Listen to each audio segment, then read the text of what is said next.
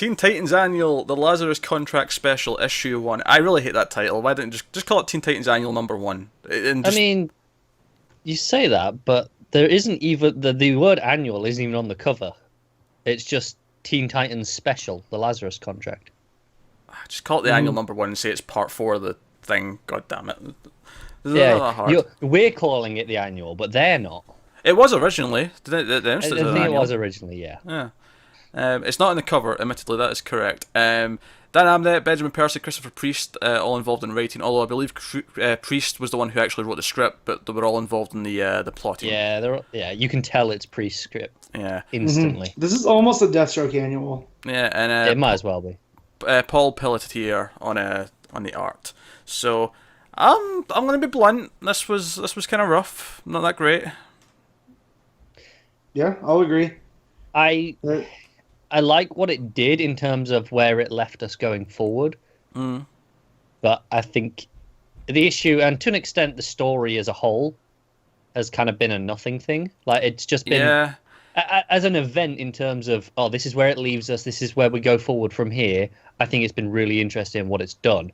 But as a story in itself, I didn't need it. Honestly, for me, arguably this is the whole thing so far, but I think most of the complaints I'm going to have kind of came to a head because this was the final part that sort of quote unquote brought everything together, except I don't really think all the parts were already there to bring together.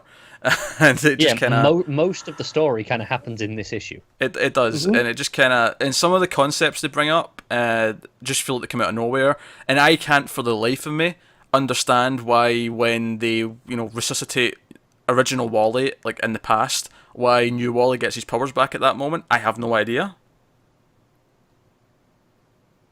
Timey-wimey. But why are they even related? The new Wally's powers get taken from Slade, which already happened. He goes back in time. Damien and the team go back in time. Damien does a thing to Wally I really would have liked Wally not having powers now because of Damien. It really would build, because we have Kid Wally, and we have Barry, and it would have been interesting to see Wally West be able to live a normal life for the first time in forever. I mean, I do think kind of that's ultimately what we have. He has the powers still, but he can't really use them. Yeah, no, but that's like Cable. Like that sucks. Well, let's explain what it is then for people who haven't read it. It's basically Wally has a pacemaker now. Because of what Damien did in the past to his heart, he had to get a pacemaker installed, so now if he uses his powers too much, it will kill him. Yeah, so it's very much a case of, is this situation, do I need to use my powers here? Yeah. I think that's interesting. Personally. Honestly, I'm not that bothered with where. I know some people aren't that pleased with it. I'm not that fussed about where it leaves them up because it gives them something interesting. I know it's not going to last, but they're going to fix it eventually. Sure, of course. That's comics, isn't it? Yeah. And for a while, it gives him a new status quo. It gives him sort of a new penalty to his powers. It makes him a little bit neutered and gives him a new obstacle to overcome.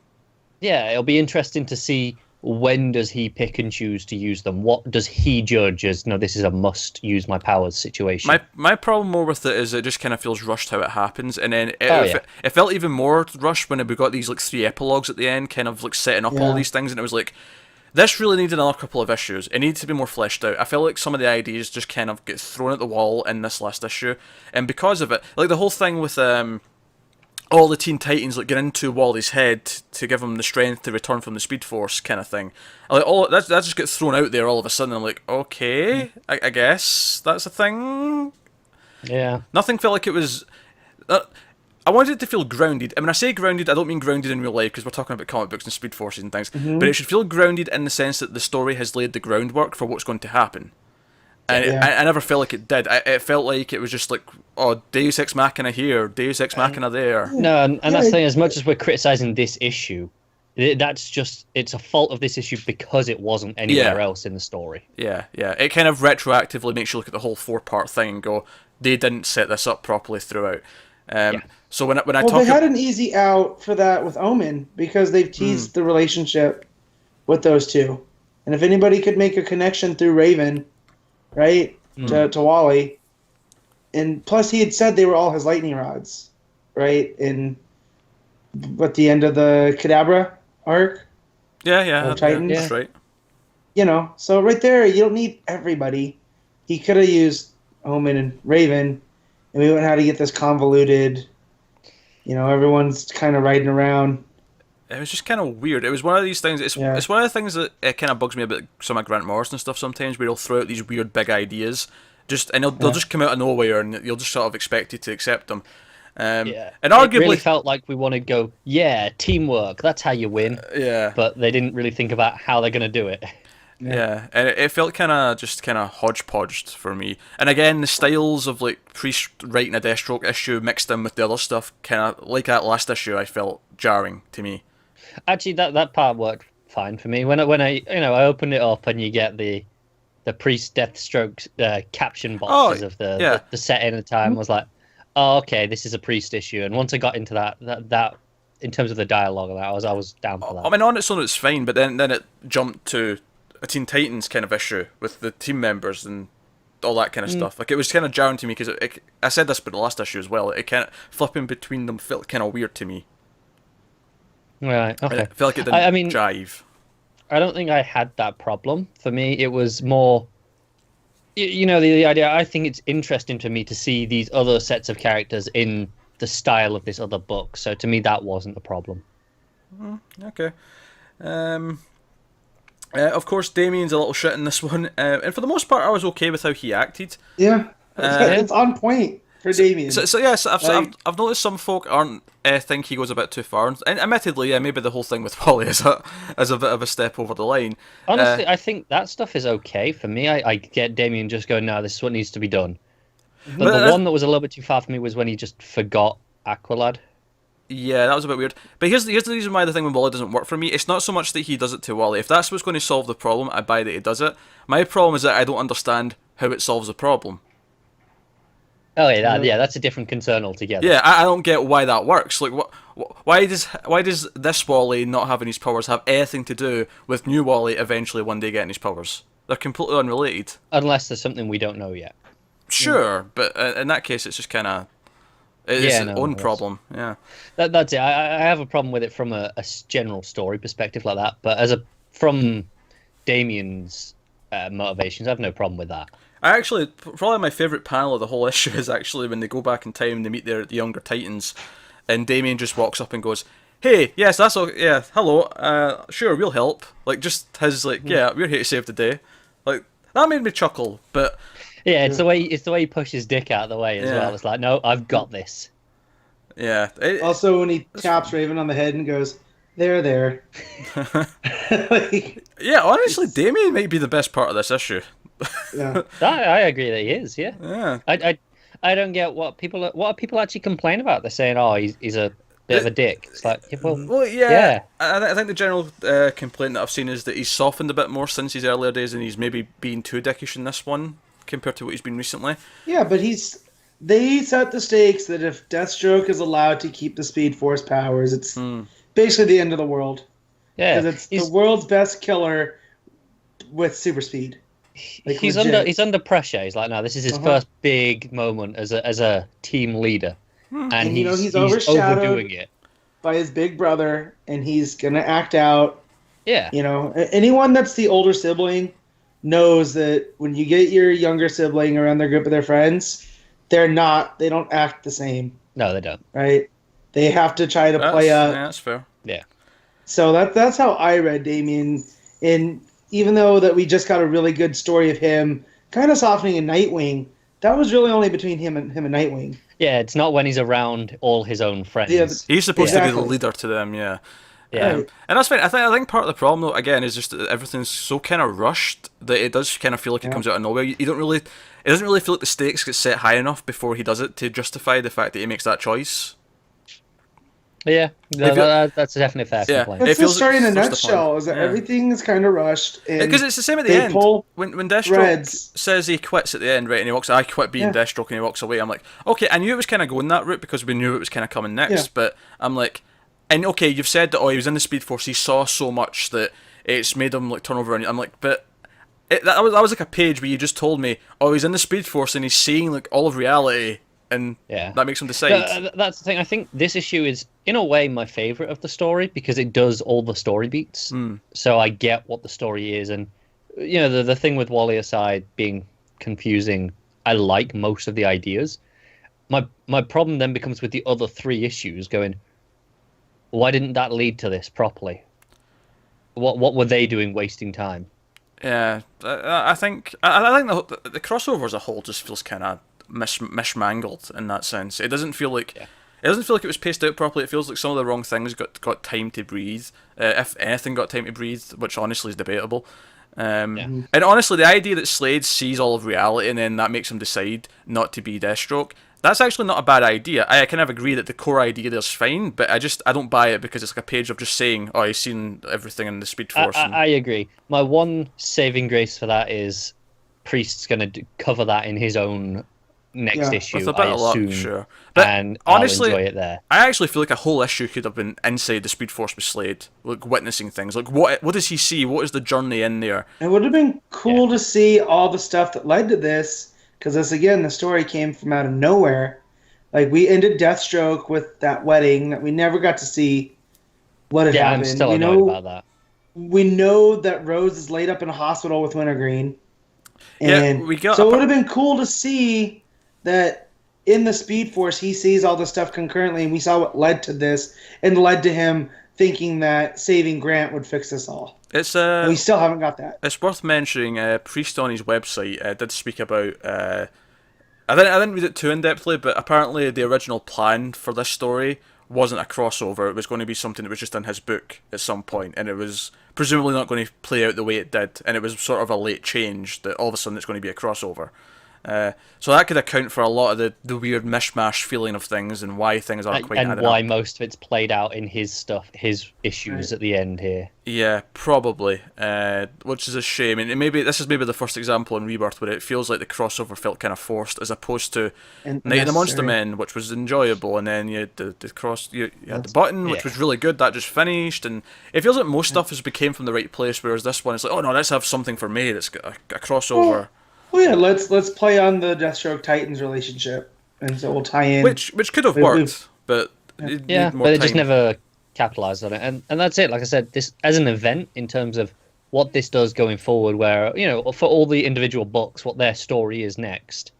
I'm like, I like what this has done, but as a story reading it, I kind of wish I hadn't almost. Yeah, it sets up interesting things going forward, but it doesn't. It doesn't justify its own existence other than to do these things for what's next elsewhere. Nah, so obviously new Wally gets fired from the Teen Titans. We find out about original Wally's pacemaker, which sets up plots for those 2 books as well, of course. That's the epilogues. Do you want to mention Priest's other post that he made, counteracting some of the criticism? Which is really funny, because he wrote this post on his website about seeing negativity about the issue across the internet. And a lot of the complaints are weird, because a lot of them are talking about how what he's done to Damien and Wally and how they feel... the pacemaker thing, and like it's the funny thing is I actually think this is a really weak issue and a really weak crossover, but it's not because of the complaints that he's addressing in this post, which I find really amusing. Yeah, go ahead, Connor. I was just going to say you're right. Like he's right to defend these particular things that he's attacking. I think it's notable that he's not defending the overall quality and saying, no, this is a fantastic story. He's defending specifically the character decisions, which we're also defending as well to some degree. To an extent. Some again, feels rushed and whatnot. I agree with some of his points. He talks about how not every writer can go back and read 100 issues, and the characters have to have new obstacles and things. They have to be able to change and progress. I will say on the whole thing about the can't read 100 issues stuff. Yeah. That's kind of what the editors should be saying. This is how they need to act now. They should be the one, the editors on the line for that. For me. Of course. That said, though, I don't necessarily agree. I think there's some points he makes in the post that I don't necessarily entirely agree with either. And I'm not just talking about the paragraph where he talks about how he hates Dick Grayson. But again, he starts out by saying this is his opinion and it's not right or wrong. And clearly after that paragraph, I'm like, okay, never give him Nightwing because I don't want him anywhere near it. But you get the idea that he wouldn't take Nightwing because, like he says, it's just he finds him boring. But he does say that's just him. Yeah, but versus other creators that would use that opportunity as a chance to ruin certain characters, Nightwing comes off pretty well throughout any of Priest's stuff. I mean, he's done so. He's mostly just kind of. You know? It's kind of what he says he is. He's just a sort of the generic leader dude in this. He doesn't really have much going for him. I think he avoids doing too much with him out of fear of accidentally ruining him for someone else. It's like he goes, I don't really get this character. This isn't for me. I don't understand it. But clearly, he doesn't want to piss too many people off and go, oh, I'm going to do something drastic. So he kind of just has him do very much by the numbers, just do his bit, and that's it. Yeah, that's fine. That said, I do think the quality of the crossover is actually really weak, especially now that we've finished it and I've seen what the end game was, what they've devoted time to, things just coming out of nowhere. It felt really haphazard, and by the end of it, I was just kind of like, okay, I hope the next things are good, because that kind of sucked. No, I agree, but it's why I do agree with his post. He doesn't defend going, oh, this was a great story. There was a little bit at some point, I think, where he kind of... I think the only thing he says is saying that there wasn't a single good page in the entire crossover is just silly, or something like that. Yeah, which, I mean, to be fair, that is a bit silly, but... This was refreshing coming from him, is that he kind of... Not that he was mature, because I've seen other comic creatives, like, when addressed with this type of criticism, just snap and act like complete jerks. And here, he was kind of like, well, look, guys, this was my story. If you don't like it, I'm sorry. That's the funny thing, though. It kind of sounds like they've been forced out of the crossover. It no longer was exactly his story, though, which is kind of the weird thing. He's been put in this really weird position.